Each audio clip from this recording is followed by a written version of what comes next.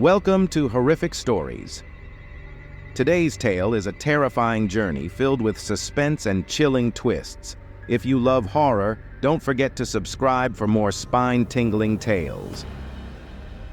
It was a crisp autumn evening when four friends, Mia, Sarah, Jake, and Ben, gathered at Sarah's house for a sleepover.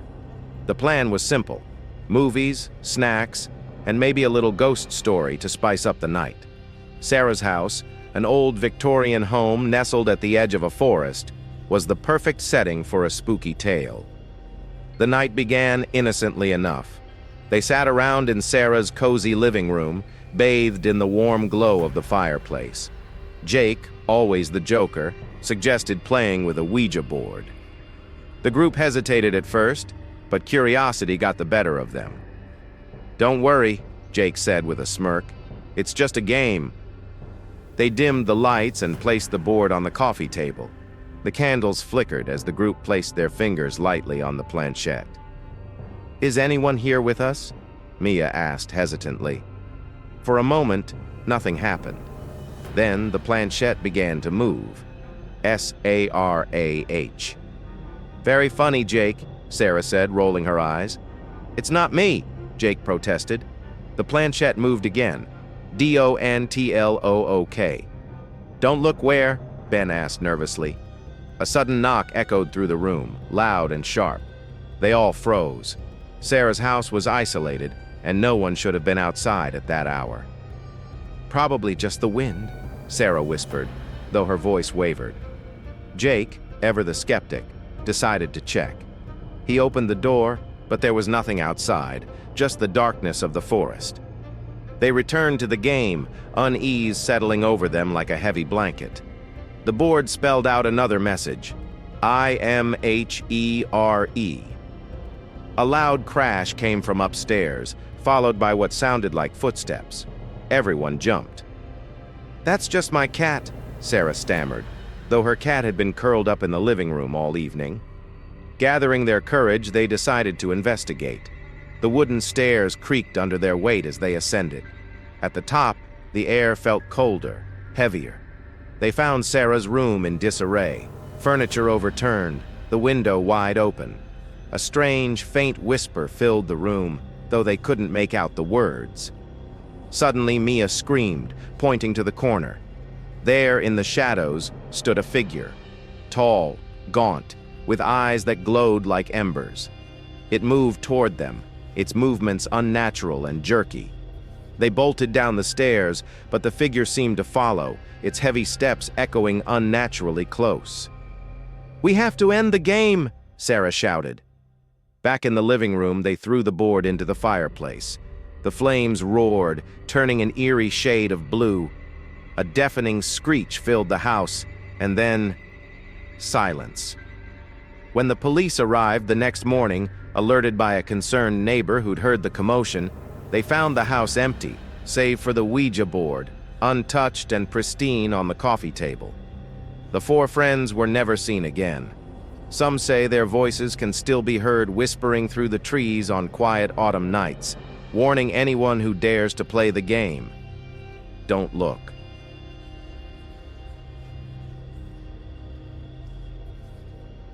Months passed, and Sarah's house became infamous in the small town.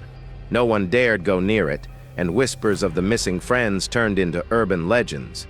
Yet, for Emily, Sarah's cousin, the mystery was personal. She couldn't believe her cousin and her friends had simply vanished. Determined to uncover the truth, Emily convinced her two best friends, Jason and Lily, to help her investigate. Armed with flashlights, recording equipment, and sheer nerves, the trio decided to spend the night in the house. They arrived at dusk, the sun casting long shadows over the creaking porch. As they stepped inside, a heavy silence greeted them, broken only by the faint groan of the old house settling. The living room looked exactly as it had the night Sarah disappeared, except for the Ouija board on the table. It looked newer than it should, its surface gleaming as if freshly polished. "We're not touching that thing," Lily said firmly. Emily agreed, though her eyes lingered on the board a little too long. They set up their equipment, placing cameras in each room and a voice recorder in the living room. As night fell, the atmosphere grew oppressively heavy. It felt as if the walls themselves were watching.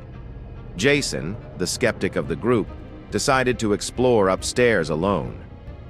"I'll check Sarah's room," he said, trying to sound braver than he felt. Minutes passed, and Jason didn't return. Emily and Lily called out for him, but there was no response. They ventured upstairs, finding Sarah's room eerily untouched since the night of the disappearance. The window was wide open, just as it had been before.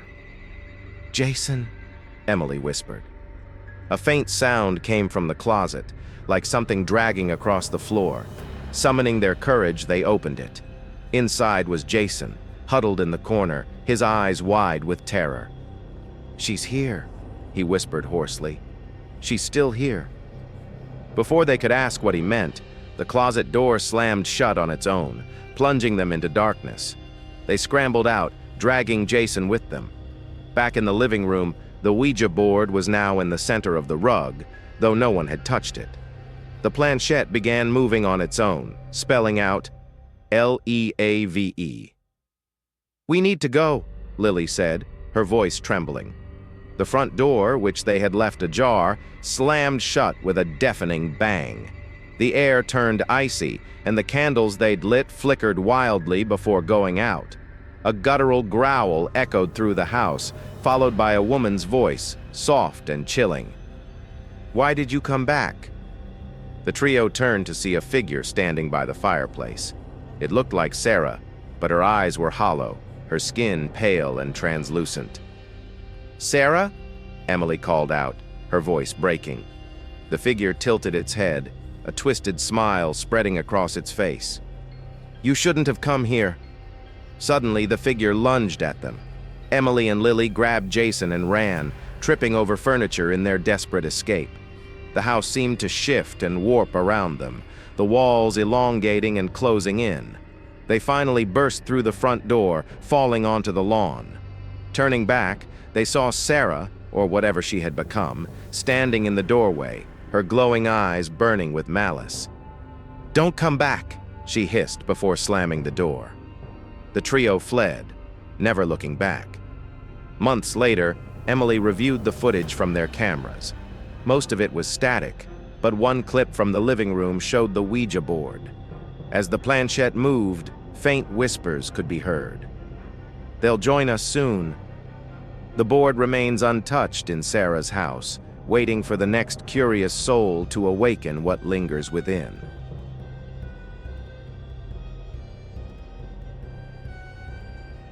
Emily, Jason, and Lily swore never to speak of the events at Sarah's house. Yet the nightmares came relentlessly. Each of them dreamt of the house's twisted corridors, the oppressive darkness, and the figure of Sarah watching from the shadows, her hollow eyes piercing into their souls. Emily, unable to sleep, began researching the history of Sarah's home. She discovered a chilling detail. Decades earlier, a family of 5 had vanished in the house under mysterious circumstances. Before that, the property had been owned by a reclusive woman named Eliza Moore, a self-proclaimed spiritualist who had been accused of summoning spirits. She was found dead in the house, clutching a handmade Ouija board eerily similar to the one they had used. Determined to end the terror, Emily sought out a local paranormal investigator, an older man named Father Grayson, who had experience with malevolent entities. He reluctantly agreed to help, warning her that the house was likely a gateway for something far darker than they could imagine. The night of the return was bleak and foreboding. Rain lashed against the house as Emily, Jason, Lily, and Father Grayson entered. Grayson carried an assortment of tools: holy water, a Bible, salt, and a strange metallic talisman engraved with runes. As they set up, the house seemed alive, groaning under the storm's weight. Shadows flickered unnaturally, and the air grew thick and heavy. "We have to find the board," Grayson instructed. "It's the tether." The group moved cautiously through the house. Emily led the way to the living room, but the Ouija board was gone. The rug where it had rested was scorched, the faint smell of burnt wood lingering in the air. "Something's not right," Grayson muttered, gripping his talisman tightly. Suddenly, the house shook violently, and a deafening screech filled the air. Doors slammed shut, trapping them in the living room. The fireplace roared to life, casting long, flickering shadows on the walls. From the darkness, Sarah appeared again, her gaunt figure twisted and unnatural. "You can't save me," she said, her voice overlapping with another deeper, guttural tone. "You'll only join us." Grayson stepped forward, chanting a prayer, but Sarah only laughed, her voice reverberating like a choir of screams. "Eliza bound us here," she hissed, "and now we'll bind you too." The room erupted into chaos. Objects flew through the air, smashing against walls. The house felt as if it were closing in, the walls pulsating like a living thing. Grayson threw holy water at Sarah, and for a moment she faltered, her form flickering like static. "It's working!" Lily shouted. But then the fireplace flared, and from the flames stepped another figure, Eliza Moore. Her face was a grotesque mask of decay, her eyes burning with malice. She raised a hand, and Grayson was flung across the room, hitting the wall with a sickening thud. Emily screamed, but Grayson, bloodied and weak, shouted, "The board! Find the board and destroy it!" Emily and Jason dashed upstairs, the house shaking violently beneath them.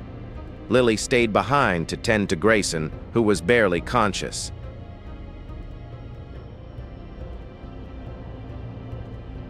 Thanks for watching Horrific Stories.